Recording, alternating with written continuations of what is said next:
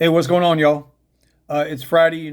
I'm here in the morning doing my trading thing, but I just opened up the apps to see what we were looking like. And I noticed in the info, right? Lyft, starting September 28th, the temporary fuel charge we were getting, whether it was 50 cents or 55 cents, depending on what platform you drive, they will no longer be paying that out to us after September 28th. So one has to assume they're no longer going to charge the riders for the fuel surcharge as well. I'd be curious when I take a look and see if they're doing that. We get more rain today.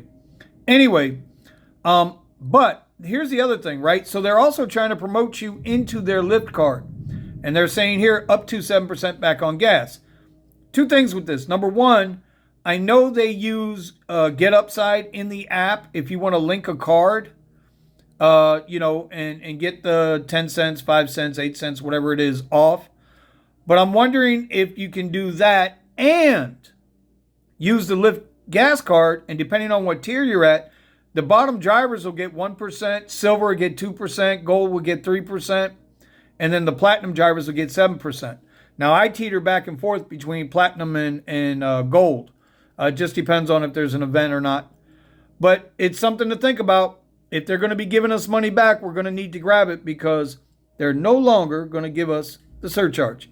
Even though fuel is still up 65, 70% over what it was 2 years ago.